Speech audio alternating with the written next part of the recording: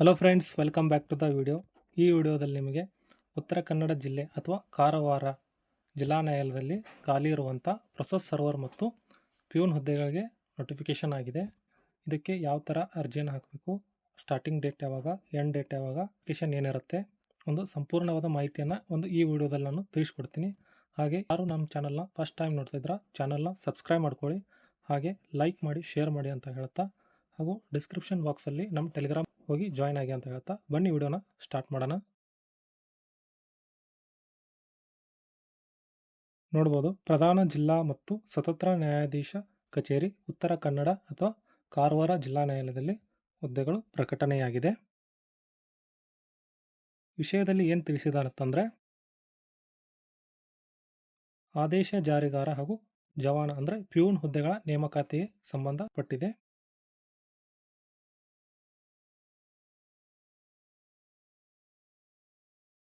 ಇಲ್ಲಿ ನೋಡ್ಬೋದು, ಅರ್ಜಿ ಸಲ್ಲಿಸಲು 2 ಲಿಂಕನ್ನು ಕೊಟ್ಟಿದ್ದಾರೆ. ಮೊದಲನೇ ಲಿಂಕ್ ಅದನ್ನು ಬಳಸ್ಬೋದು ಅಥವಾ ಎರಡನೇ ಲಿಂಕನ್ನು ಬಳಸ್ಕೊಂಡು ನಾವು ಅರ್ಜಿಯನ್ನು ಸಲ್ಲಿಸ್ಬೋದು.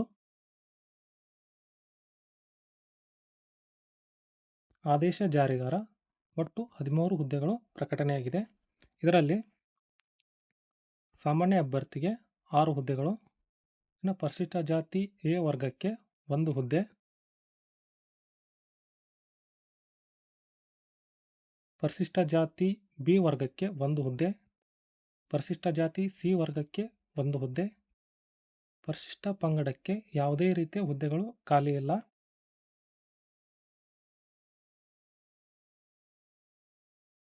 ಪ್ರವರ್ಗ 1ಕ್ಕೆ 1 ಹುದ್ದೆ, 2A ಕಾಸ್ಟ್ಗೆ 3 ಹುದ್ದೆಗಳು,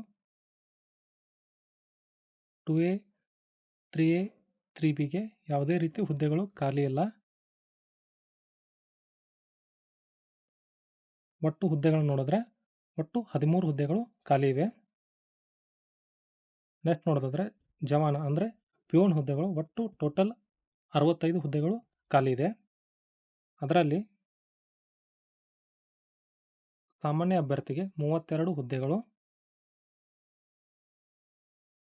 ಪರಿಶಿಷ್ಟ ಜಾತಿ ಎ ವರ್ಗಕ್ಕೆ 4 ಹುದ್ದೆಗಳು, ಪರಿಶಿಷ್ಟ ಜಾತಿ ಬಿ ವರ್ಗಕ್ಕೆ 3 ಹುದ್ದೆಗಳು, ಪರಿಶಿಷ್ಟ ಜಾತಿ ಸಿ ವರ್ಗಕ್ಕೆ 3 ಹುದ್ದೆಗಳು, ಪರಿಶಿಷ್ಟ ಪಂಗಡ ಅಭ್ಯರ್ಥಿಗೆ 2 ಹುದ್ದೆಗಳು,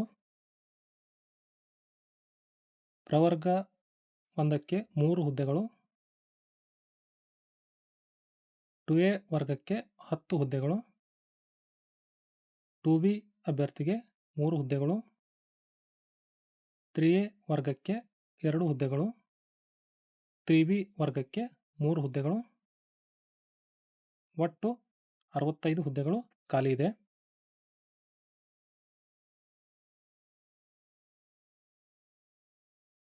ಆನ್ಲೈನ್ ಮೂಲಕ ಅರ್ಜಿ ಸಲ್ಲಿಸಲು ಇಲ್ಲಿ ನಮಗೆ 2 ಲಿಂಕನ್ನು ಕೊಟ್ಟಿದ್ದಾರೆ. ಈ ಲಿಂಕ್ ಕೊಂಡು ನಾವು ಅರ್ಜಿಯನ್ನು ಸಲ್ಲಿಸಬಹುದು.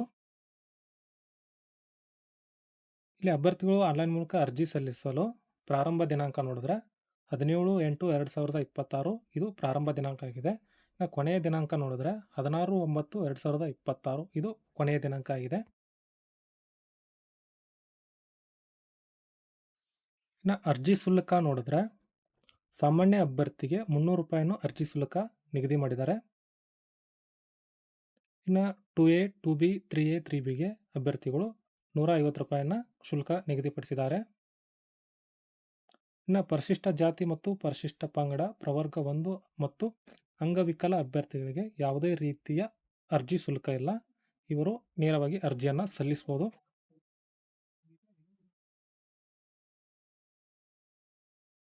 ವೇತನ ಶ್ರೇಣಿ ನೋಡಿದ್ರೆ ಆದೇಶ ಜಾರಿಗಾರ ಹುದ್ದೆಗೆ 31,775 ರೂಪಾಯಿಂದ 61,300 ರೂಪಾಯಿವರೆಗೂ ಪ್ರತಿ ತಿಂಗಳು ವೇತನವನ್ನು ನೀಡ್ತಾರೆ.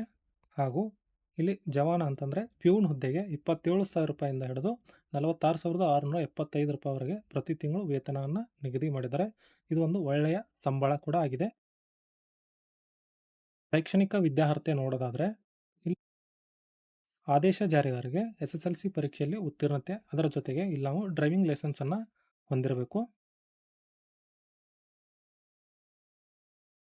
ಇನ್ನು ಜವಾನ ಹುದ್ದೆ ನೋಡೋದಾದರೆ ಇದಕ್ಕೆ SSLC ಪಾಸ್ ಆದರೆ ನಾವು ಅಪ್ಲಿಕೇಶನ್ ಹಾಕ್ಬೋದು. ಅದರ ಜೊತೆಗೆ ನಿಮಗೆ ಕನ್ನಡ ಓದಲು ಮತ್ತು ಬರೆಯಲು ಬರಬೇಕು. ಇನ್ನು ವಯೋಮಿತಿ ನೋಡೋದಾದರೆ ಕನಿಷ್ಠ ಅಂದರೆ 18 ವರ್ಷ ಪೂರೈಸಿರಬೇಕು. ಇನ್ನು ಸಾಮಾನ್ಯ 40 ವರ್ಷ ವಯೋಮಿತಿಯನ್ನು ನೀಡಿದ್ದಾರೆ. ಹಾಗೆ 2A 2B 3A 3B ಅಭ್ಯರ್ಥಿಗಳಿಗೆ 43 ವರ್ಷ ವಯೋಮಿತಿಯನ್ನು ನೀಡಿದ್ದಾರೆ. ಪರಿಶಿಷ್ಟ ಜಾತಿ ಮತ್ತು ಪರಿಶಿಷ್ಟ ಪಂಗಡ ಪ್ರವರ್ಗ 1 ಅಭ್ಯರ್ಥಿಗಳಿಗೆ 45 ವರ್ಷಗಳ ಕಾಲ ವಯೋಮಿತಿಯನ್ನು ಸಡಿಲಿಕೆಯನ್ನು ನೀಡಿದ್ದಾರೆ.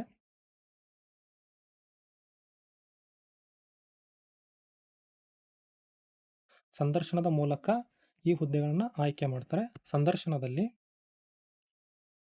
ಆದೇಶ ಜಾರಿಗಾರ ಹುದ್ದೆಗೆ ಅಭ್ಯರ್ಥಿಗಳು SSLCಯಲ್ಲಿ ಅಂಕಗಳ ಆಧಾರದ ಮೇಲೆ 1:25 ಅಭ್ಯರ್ಥಿಗಳಂತೆ ಸಂದರ್ಶನಕ್ಕೆ 10 ಅಂಕಗಳನ್ನು ನಿಗದಿಪಡಿಸಿರ್ತಾರೆ. ಹಾಗೂ ನಿಮ್ಮ SSLC ಅಂಕಗಳು ಮತ್ತು ಸಂದರ್ಶನದ 10 ಅಂಕಗಳನ್ನು ಸೇರಿಸಿ ಪ್ರೊವಿಷನಲ್ ಲಿಸ್ಟನ್ನು ರೆಡಿ ಮಾಡ್ತಾರೆ. ಇನ್ನು ಜವಾನ ಅಂತಂದರೆ ಪ್ಯೂನ್ ಹುದ್ದೆಗೆ ನೀವು SSLC ಉತ್ತೀರ್ಣ ಆದರೆ ಸಾಕು. SSLC ಅಂಕಗಳ ಆಧಾರದ ಮೇಲೆ 1:10 ಅನುಪಾತದಲ್ಲಿ ಸಂದರ್ಶನಕ್ಕೆ ಕರೀತಾರೆ. ಸಂದರ್ಶನಕ್ಕೆ 10 ಅಂಕಗಳನ್ನು ನಿಗದಿಪಡಿಸಿರ್ತಾರೆ. ನೀವು 10 ಅಂಕಗಳ ಜೊತೆಗೆ ನಿಮ್ಮ SSLC ಅಂಕಗಳನ್ನು ಸೇರಿಸಿ ಪ್ರೊವಿಷನಲ್ ಲಿಸ್ಟನ್ನು ರೆಡಿ ಮಾಡ್ತಾರೆ.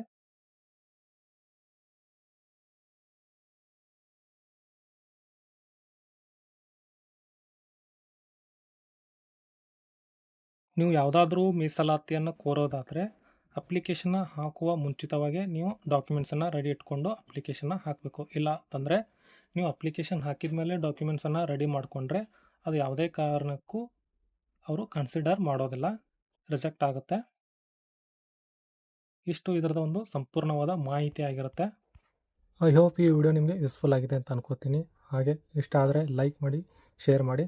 ಹಾಗೆ ಯಾರು ನಮ್ಮ ಚಾನಲ್ನ ಸಬ್ಸ್ಕ್ರೈಬ್ ಆಗಿಲ್ಲ ದಯವಿಟ್ಟು ಚಾನಲ್ನ ಸಬ್ಸ್ಕ್ರೈಬ್ ಆಗಿ. ಹಾಗೆ ನಿಮ್ಗೆ ಯಾವುದೇ ಡೌಟ್ ಇದ್ದರೂ ಕಮೆಂಟ್ ಮಾಡಿ, ಅದಕ್ಕೆ ನಾನು ಆನ್ಸರ್ ಮಾಡ್ತೀನಿ. ನಾನು ಮುಂದಿನ ವಿಡಿಯೋದಲ್ಲಿ ಇದಕ್ಕೆ ಯಾವ ಥರ ಅಪ್ಲಿಕೇಶನ್ ಹಾಕಬೇಕಂತ ತಿಳಿಸ್ಕೊಡ್ತೀನಿ. Thank you for watching.